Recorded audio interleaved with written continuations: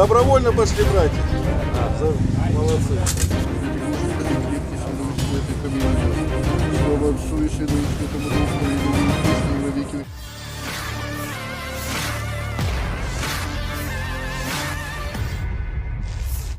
Kementerian Pertahanan Rusia mengirim pendeta ke garis depan pertempuran dengan Ukraina.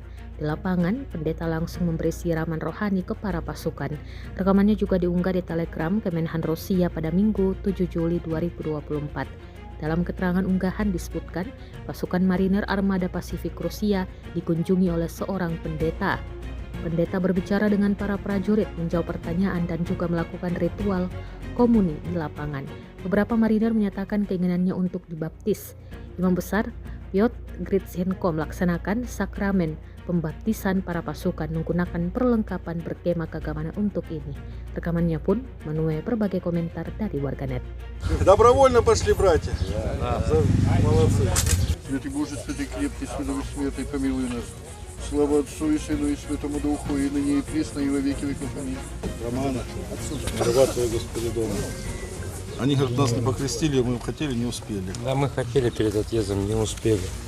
А так были не крещенные, да, получается? Нет, не крещеные. Да, перед боем. Славим Богу, что пророки. Пойдем в Святую Соборную Апостольскую Церковь. Знаете, что вам нужно делать, вот.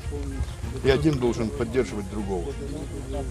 Вот тогда добьетесь, с Божьей помощью добьетесь. Когда человек крестится, рождается заново в этой жизни. Вот сегодня было духовное рождение двух наших воинов Христовых, которые приняли веру Христову, крестились во имя Отца и Сына и Святого Духа. И сегодня, так как они родились заново, все грехи, которые были у них до сегодняшнего момента, вот до сегодняшней минуты, Господь все их списал.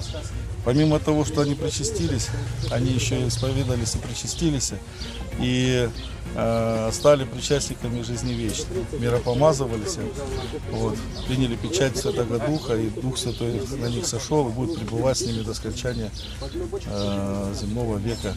Download Tribun X sekarang, menghadirkan lokal menjadi Indonesia.